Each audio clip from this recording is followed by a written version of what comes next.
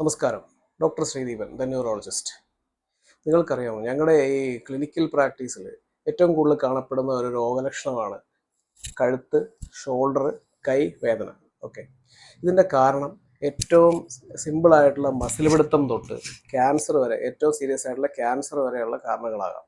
അപ്പം ഞാൻ ചില കാരണങ്ങളെക്കുറിച്ചാണ് പറയുന്നത്. ഒന്നാമത്തെ കാരണമാണ്, ഏറ്റവും കോമൺ ആയിട്ട് കാരണമാണ് സെർവിക്കൽ സ്പോണ്ടിലോസിസ്, അഥവാ നട്ടെല്ലിൻ്റെ, കഴുത്തിനുള്ളിലെ നട്ടെല്ലിലെ തേയ്മാനം. അപ്പോൾ നട്ടെല്ലിനുള്ള കശേരുക്കളിൽ തേയ്മാനം ഉണ്ടാകുന്നു, അവിടെ ഡിസ്കുകൾക്ക് ഡാമേജ് ഉണ്ടാകുന്നു, ഞരമ്പിന് ഞെരുക്കം ഉണ്ടാകുന്നു. അതുകൊണ്ട് ഷോൾഡറിനും കൈക്കുമൊക്കെ വേദന ഉണ്ടാകുന്നു. അതാണ് ഒന്നാമത്തെ കാരണം. ഈ അസുഖം മിക്ക ആളുകളിലും മൈൽഡായിട്ടുണ്ടായിരിക്കും. അത് ചില പ്രത്യേക ജോലി ചെയ്യുന്ന ആൾക്കാരിലോ, അല്ലെങ്കിൽ പ്രത്യേകമായ രീതിയിൽ ഇപ്പം മൊബൈൽ ഫോണൊക്കെ ഇങ്ങനെ കണ്ടിന്യൂസ് ആയിട്ട് പ്രത്യേക രീതിയിൽ പൊസിഷൻ ചെയ്ത് ഇരിക്കുന്ന ആളുകളിൽ കൂടുതലായിട്ട് ഉണ്ടാകാൻ സാധ്യതയുണ്ട്.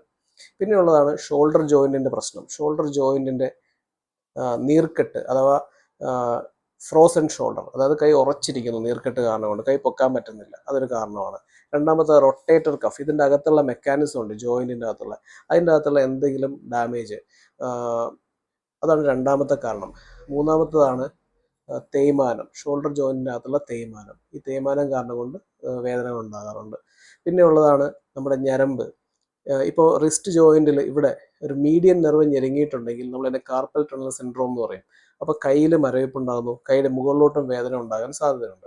അതുപോലെ തന്നെ അൾനാർ എൻട്രാപ്മെൻറ്റ്, ചിലപ്പോൾ റിസ്റ്റിൻ്റെ അവിടെയും ചിലപ്പോൾ ഈ മുട്ടിൻ്റെ എവിടെയും ഉണ്ടാകാറുണ്ട്, അതുകൊണ്ട് വേദന ഉണ്ടാകും. പിന്നെ ഉള്ളതാണ് നമ്മുടെ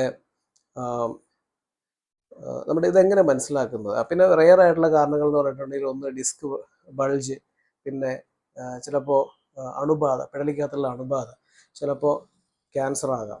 ഈ കാരണങ്ങളെല്ലാം വേദനയ്ക്ക് കാരണമാകുന്നുണ്ട്.